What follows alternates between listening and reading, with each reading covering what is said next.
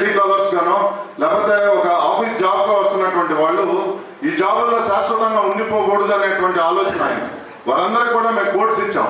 మీరందరూ కూడా డబ్బు సంపాదించాలా, కోట్లు సంపాదించాలా, ఎవరికైతే జాబ్ అవసరం అయితే ఆ తర్వాత మీ పొజిషన్లో వాళ్ళు రావాలి, కానీ మీరు కోట్లు సంపాదించుకొని బయట ఇంకో 10 మందికి అవకాశం ఇవ్వాలనేటువంటి ఆలోచనతో ఈ కంపెనీ స్టార్ట్ అవుతూ ఉందండి. అంటే మీకు నాకు అసైన్ చేసినటువంటి సబ్జెక్ట్ డిఫరెంట్ అయినప్పటికీ కూడా మీ అందరినీ ఎందుకు ఇంత ఎమోషనల్గా మేము ఎందుకు మాట్లాడుతున్నామంటే ఇవాళ సమాజంలో డబ్బు లేకపోతే గౌరవం లేదండి. మీ మంచితనానికి కానీ, మీ మానవత్వానికి కానీ, లేకపోతే మీలో ఉండేటువంటి సేవా గుణానికి కానీ ఎక్కడా కూడా సమాజంలో గౌరవం ఉండదు. మీ దగ్గర ఎంత ఉంది అనేది చూస్తారు తప్పితే మీరేంటి అనేది చూసేటువంటి సమాజం మనది లేదు. అయినప్పటికీ కూడా పూర్తిగా ఒక ఎథికల్ సిస్టంలో, ఒక మొరల్ ప్రాక్టీసెస్తో ఒక రియల్ ఎస్టేట్ బిజినెస్ని ఒక బ్యూటిఫుల్ కాన్సెప్ట్గా డిజైన్ చేస్తూ దీని ద్వారా అందరూ లబ్ధి పొందాలి అనేటువంటి ఆలోచనతో చేస్తున్నటువంటి బిజినెస్ అండి. దాంతోపాటుగా రియల్ ఎస్టేట్ వాస్తవంగా ఎంతసేపు ఉంటుందండి? రియల్ ఎస్టేట్ మనం ఎంత పని ఉంటుంది అంటే రోజులో ఎంతసేపు, ఒకవేళ ఒక ప్రాపర్టీ చూపించాలంటే ఎంతసేపు పట్టిద్దండి? 1 గంట పని ఉంటుందా? ఒక రియల్ ఎస్టేట్లో మనకి ఒక సైట్ విజిట్కి ఈరోజు కస్టమర్ వచ్చారు అంటే కనుక 1 గంట పని ఉంటుంది. సారీ అండి, రాయప్రసాద్ గారు వైజాగ్ నుంచి, నేను మిమ్మల్ని కోట్ చేయలేదు, మిమ్మల్ని గుర్తు చేసుకోలేదు. అదేవిధంగా మా బ్రదర్ రామప్రసాద్ గారు. సో రియల్ ఎస్టేట్లో మనకి వాస్తవంగా ఉండేది 1 గంట పనే అండి. నిజమేనా? కస్టమర్ వచ్చినప్పుడు 1 గంట పనే. తర్వాత ఆయన డాక్యుమెంట్ వెరిఫికేషన్కి సాయంత్రం అడ్వకేట్ ఫ్రీగా ఉన్నప్పుడు ఇంకొక 1 గంట పని ఉంటుంది, అంతే కదండి? కానీ పొద్దున్నుంచి రియల్ ఎస్టేట్ ఆఫీస్ తెచ్చుకొని కూర్చొని కస్టమర్ వచ్చిన తర్వాత ప్రాపర్టీ చూపించేసిన తర్వాత మిగతా అంతా కూడా అనవసరమైన విషయాలు, పక్కనోడి విషయాలు మాట్లాడుతూ ఉంటాం, సినిమాల గురించి మాట్లాడుతూ ఉంటాం, రాజకీయాల గురించి మాట్లాడుతూ ఉంటాం, కులాల గురించి మాట్లాడతాం, పక్కింటోడు ఇలాగా, వాడిలాగా, వీడిలాగా అని చెప్పి మన టైం అంతా వేస్ట్ చేసుకుంటాం. సో దాన్ని ఒక ప్రొడక్టివ్గా ఏ రకంగా వాడుకొని దాన్ని మనీ జనరేట్ చేయాలి. ఇందాక శ్రీనివాస్ గారు చెప్పారు, మన ఖర్చు ఆగదండి. మన ఆదాయం ఆగచ్చు కానీ మన ఖర్చు ఎక్కడ ఆగదు. అంటే మనకు ఒక నెల జీతం వచ్చినా రాకపోయినా, బిజినెస్లో ప్రాఫిట్ వచ్చినా రాకపోయినా, పొద్దున్న లెగిస్తే టూత్ పేస్ట్ దగ్గర నుంచి రాత్రి ఆల్అవుట్ వరకు కూడా మన ఖర్చు ఆగనటువంటి పరిస్థితులు ప్రతిరోజు ఉన్నాయి. సో వాటన్నింటినీ కూడా మన బిజినెస్తో అంటే రియల్ భూమితో ఎవరైతే అసోసియేట్ అవుతున్నారో వాళ్ళందరికీ దాని నుంచి ఆదాయం తీసుకు, ఎందుకంటే మన నెట్వర్క్ ఉంది కాబట్టి మనకి దాని నుంచి ఒక ఆదాయం తీసుకొచ్చేటువంటి ఒక బ్యూటిఫుల్ బిజినెస్ మోడల్ని రియల్ భూమి ద్వారా మీ అందరికి తీసుకొస్తాం. సో రాబోయే రోజుల్లో ఇది ఏ రకంగా వర్క్ అవుతుంది, దీనివల్ల మీకు ఆదాయం ఎలా వస్తుంది అనేది మీరు మాతో కనెక్ట్ అయ్యేటువంటి నేపథ్యంలో, మీరు మాతో కనెక్షన్లో ఉండేటువంటి దీన్ని బట్టి మీకు ఇంకా ప్రతిరోజు కూడా అప్డేట్స్ మేము షేర్ చేయడానికి అవకాశం ఉంటూ ఉంటుంది. ఒక నిమిషం అండి, నేను అసలు సబ్జెక్ట్ ఏంటనేది మంచిగా. సో ఈ రియల్ భూమితో ఒక 3 రకాల అసోసియేషన్స్ ఉంటాయండి. ఒకటి వచ్చేప్పటికే కస్టమర్తో ఉంటుంది అసోసియేట్. అదేవిధంగా ఒక అసోసియేట్ అంటే రియల్ ఎస్టేట్లో ఏజెంట్, బ్రోకర్లు, మీడియేటర్లు అనేటువంటి పదాలని తీసేసి మనం గౌరవించుకునే విధంగా మేము అసోసియేట్స్ అంటాం. ఈ అసోసియేట్కి ఏంటి లాభం అంటే విడిగా ఉండే రియల్ ఎస్టేట్ ఏజెంట్కిను రియల్ భూమితో ఉండేటువంటి ఏజెంట్కి ఏంటి లాభం, తర్వాత కస్టమర్కి రియల్ భూమి వల్ల వచ్చేటువంటి అడ్వాంటేజ్ ఏంటి, అదేవిధంగా చాలా కంపెనీస్తో మనం టైఅప్ అవుతా ఉన్నాం, ఆ కంపెనీస్కి ఉండేటువంటి అడ్వాంటేజెస్ ఏంటి, ఇది నా అసలు సబ్జెక్ట్ అండి. సో ఒక రియల్ ఎస్టేట్ ఏజెంట్ విడిగా ఉంటే అతను ఏజెంట్ అని పిలుస్తారు, మీడియేటర్ అంటారు, బ్రోకర్ అంటారు. కానీ మనతో ఉంటే అసోసియేట్ అని గౌరవంగా మనం పిలుచుకుంటూ ఉంటాం. అదేవిధంగా ఒక ఏజెంట్ బయట ఉంటే అతను ఒక లిమిటెడ్ ఏరియాలో వర్క్ చేస్తూ ఉంటాడు. ఒక పర్టికులర్ పేటలో, అంటే మనకి ఇక్కడ అరండల్పేట, బ్రాడీపేట, అలా ఒక పేటలో అతని సామ్రాజ్యం చిన్న ఏరియా వరకే అతను ఉంటుంది. సో దాంట్లో ఉండేటువంటి ప్రాపర్టీస్ లిమిటెడ్ ప్రాపర్టీస్, దాంట్లో జరిగే డీల్స్ లిమిటెడ్ డీల్స్, దాంట్లో వచ్చేటువంటి ఇన్కమ్ లిమిటెడ్ ఇన్కమ్. వెరాజ్ రియల్ భూమిలో 68,000 పైచిలకు అసోసియేట్ నెట్వర్క్లో ఆయన ఉన్నారు. రాబోయే రోజుల్లో అది 10 కోట్లు అవుతుంది కాబట్టి నీతో పాటు 10 కోట్ల మంది ఉన్నట్టు, నువ్వు 10 కోట్ల మందితో పాటు ఉన్నట్టు కాబట్టి ఒక పెద్ద నెట్వర్క్లో ఆయన ఉంటున్నారు. తర్వాత మనందరం చెప్పుకున్నాం, ఇది ఏపీ తెలంగాణతో స్టార్ట్ అయ్యి పాన్ ఇండియా వరకు మనం వింగ్స్ స్ప్రెడ్ చేయబోతా ఉన్నాం. అంటే పాన్ ఇండియా లెవెల్లో మన ప్రెజెన్స్ ఉన్నప్పుడు మన మార్కెట్ ఏరియా పెద్దది, మన ఫ్యామిలీ పెద్దది, మనకు వచ్చేటువంటి డీల్స్ పెద్దవి, మనకు వచ్చేటువంటి ఆదాయం పెద్దది,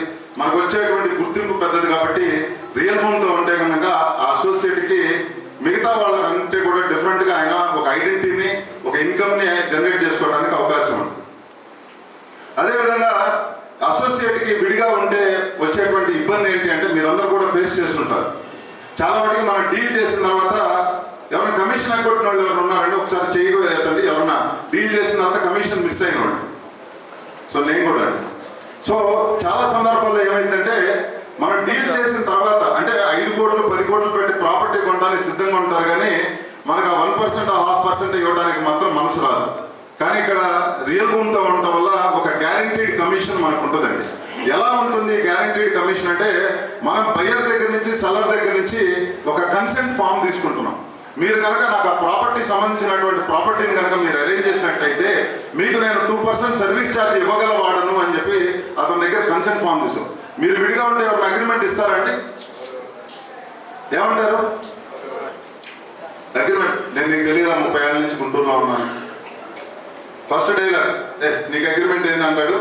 బాగా చదువు కొద్ది ఉన్నాడే నా గురించి తెలీదా, నేను హరిశ్చంద్రుడి ఫ్యామిలీ శ్రీరామచంద్రుడి ఫ్యామిలీ ఉత్తమోత్తమ అని ఫస్ట్ మాటలు మొదలు పెడతారు.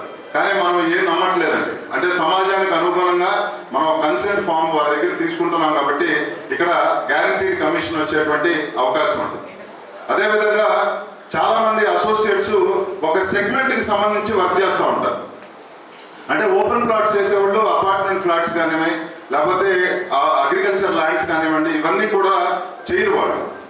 కానీ ఇక్కడ ఇందాక డివిఆర్ చెప్పారు, మన దగ్గర open plots, individual houses, villas, apartment flats, commercial properties, agriculture lands, farm lands, అదేవిధంగా warehouses, godowns, beach resorts.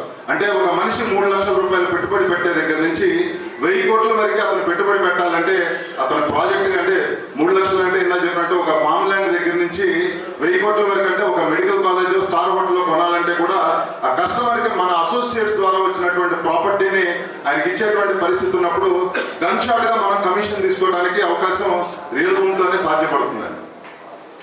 తర్వాత అసోసియేట్స్ ఇంకేం బెనిఫిట్స్ ఇస్తుంది కంపెనీ అంటే, నేనుండి నా టీంను కనుక ఒక 10 మంది నేను కనుక నా టీంను జాయిన్ చేసుకున్నట్టయితే నాకు ఒక 5 లక్షల రూపాయలు ఇన్సూరెన్స్ కంపెనీ ప్రొవైడ్ చేస్తాం.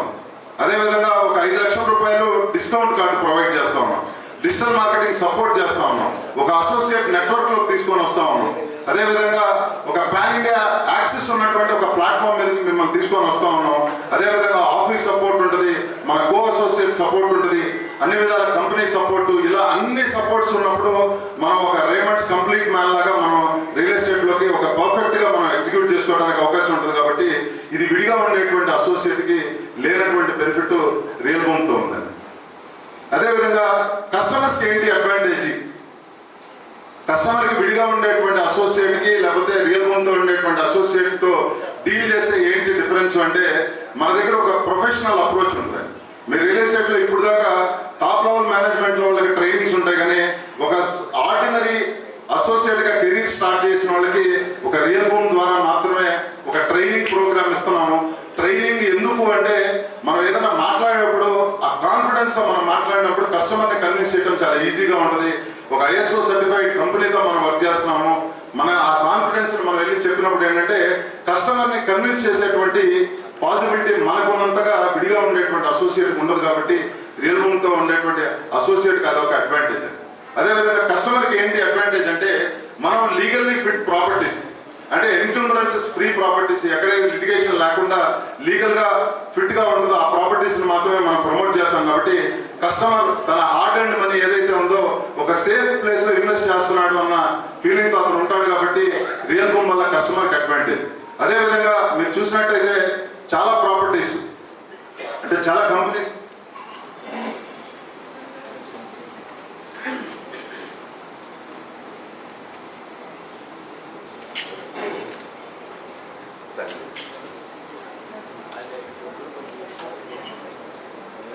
చాలా మనం అంటే మన ఇళ్ళ దగ్గర ఉన్నటువంటి అసోసియేట్స్కి ఒక పర్టికులర్ ఏరియాలో ఒక ప్రాపర్టీ కస్టమర్ అమ్ముతుంటే, 1 కోటి రూపాయల ప్రాపర్టీ ఉంటే మనందరం ఆ ప్రాపర్టీని తక్కువ వాల్యూ అంటే 60-70 లక్షలకి ఒక ఇన్వెస్ట్ ఉన్నాడు అని చెప్పి ఆ ప్రాపర్టీ వాల్యూని తగ్గించి మనం కస్టమర్కి చెప్పేటువంటి పరిస్థితులు చాలా ఉంటాయి. అంటే ఆ ఏరియాలో ఎవరి దగ్గర అయితే డబ్బులు ఉంటాయో వాళ్ళకి అది ప్రపోజ్ చేస్తూ ఉంటాం. ఏమని చెప్తాం అంటే, వాళ్ళ కూతురు పెళ్ళిండి అమ్ముతున్నాడు, వాళ్ళ కొడుకుని అమెరికా పంపించడానికి అమ్ముతున్నాడు అని మనమే ఆ ప్రాపర్టీ గురించి మనం చెప్పి ఆ ప్రాపర్టీ వాల్యూ తగ్గిస్తాం కాబట్టి కస్టమర్కి ఆ లాస్ అతనికి ఫేస్ చేయాల్సినటువంటి అవసరం ఉంది. కానీ ఇక్కడ మనం ఏమవుతుందంటే గుంటూరులో ఉన్నటువంటి ప్రాపర్టీ గుంటూరు వాళ్ళు కొనాలని ఏం లేదండి. పక్కన తెనాలి, సత్తెనపల్లి, మంగళగిరి, పొన్నూరు ఎవరైనా కూడా కొనొచ్చు. సో మన నెట్వర్క్ ద్వారా స్ప్రెడ్ చేసినప్పుడు వాళ్ళు ఎంక్వైరీ చేసేది ఏంటంటే ఆ పర్టికులర్ ఏరియాలో ఆ ప్రైస్ ఉందా లేదా అని కనుక్కొని కొనుక్కుంటారు. కాబట్టి కస్టమర్ యొక్క ప్రాపర్టీ వాల్యూ తగ్గకుండా ఉంటుంది. కాబట్టి ఇది కస్టమర్కి ఉండేటువంటి అడ్వాంటేజ్. అదేవిధంగా బయ్యర్ కస్టమర్ ఉన్నారు. బయ్యర్ కస్టమర్కి నేను ఒక బయట ఉండేటువంటి ఏజెంట్ అయితే కనుక నేను అతనికి చూపించే ప్రాపర్టీస్ నా దగ్గర లిమిటెడ్గా ఉంటాయి. ఒక 5, 6 అంటే ఒక 10 ప్రాపర్టీస్ మాత్రమే ఉంటాయి. కానీ మన రియల్ రూమ్లో అతనికి కావాల్సినటువంటి వైడ్ అంటే మేము ఇది ఎలా చెప్తామంటే రియల్ రూమ్ అనేది ఒక అసార్టెడ్ స్వీట్ బాక్స్ అండి. అంటే దీంట్లో అన్ని రకాల స్వీట్స్ ఉంటాయి. సో కస్టమర్కి ఓపెన్ చేసి అతను ఏ స్వీట్ పిక్ చేసుకుంటాడో స్వీట్ డబ్బులు ఇచ్చేటువంటి అవకాశం ఉంటుంది. కాబట్టి అతని చాయిస్ ఎక్కువ ఉంటుంది. కాబట్టి రియల్ రూమ్తో బయ్యర్కి ఉండేటువంటి అడ్వాంటేజ్ ఇదండి. తర్వాత కంపెనీస్కి ఏంటి అడ్వాంటేజ్? సో కస్టమర్స్ ఏంటి, అసోసియేట్స్ ఏంటి, కంపెనీస్కి ఏంటి అడ్వాంటేజ్ అంటే మనం ఉన్నటువంటి మన మెంబర్సే కంపెనీకి బలం అండి. తర్వాత మనం ఎక్కడ కూడా కస్టమర్కి మన దగ్గర ఉన్న ప్రాపర్టీని మనం అమ్మేటువంటి ప్రయత్నం చేయం. మీరు జాగ్రత్తగా వినండి. వెంచర్లో మనం ఒక వెంచర్లో మార్కెటింగ్ చేస్తుంటే ఆ వెంచర్ బ్రోచర్ పట్టుకొని మనం తిరుగుతూ ఉన్నాం. ఈ తిరిగేటువంటి క్రమంలో ఆ వెంచర్లో ప్లాట్ కనుక ఒక 50 లక్షలు 60 లక్షలు ఉంటే మనకు ఒక టీచర్ ఎదురవుతారు. ఒక లో ఇన్కమ్ గ్రూప్లో అతను చిన్న సేవింగ్స్ ఏదైనా ల్యాండ్ కొనుక్కోవాలి, 10 లక్షల్లోనో 20 లక్షల్లోనో అనుకున్నప్పుడు మనం 50 లక్షల రూపాయల సైట్ చూపించినప్పుడు అతనే మనం మిస్ చేసుకునేటువంటి ఆపర్చునిటీ ఉంటుంది. అదేవిధంగా ఒక డాక్టర్ ఒక 2 కోట్లలోనో 3 కోట్లలోనో విల్లా చూడాలనుకుంటాడు.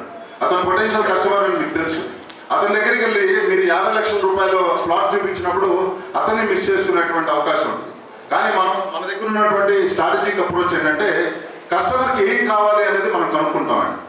అంటే know what your customer requires అని మనకు తెలిసినప్పుడు అతని దగ్గరికి ఆ ప్రాజెక్టు లేదంటే ఆ ప్రాపర్టీలో మనం అతని దగ్గర ప్రొజెక్ట్ చేసినప్పుడు ఆ డీల్ అయ్యేటువంటి ఛాన్సెస్ చాలా హైగా ఉంటుంది. కాబట్టి మన దగ్గర అన్ని రకాల ప్రాపర్టీస్ ఉంటాయి. కాబట్టి ఆ కంపెనీస్ ఏవైతే ఒక పర్టికులర్ సిటీలో నార్త్ పార్ట్లో వెంచర్ వేస్తున్నా, సౌత్ పార్ట్లో వేస్తున్నా, ఈస్ట్ పార్ట్లో వేస్తున్నా, వెస్ట్ పార్ట్లో వేస్తున్నా మనకి ఏ సెగ్మెంట్ ఆఫ్ పీపుల్ ఏ ఏరియాస్లో చూస్తున్నారు, ఏ బడ్జెట్లో చూస్తున్నారు అని చెప్పి తెలిసే అవకాశం మనకి ఎక్కువ ఉంది. కాబట్టి ఆటోమేటిక్గా మన దగ్గర ఉన్నటువంటి వెంచర్స్ని ప్రమోట్ చేసి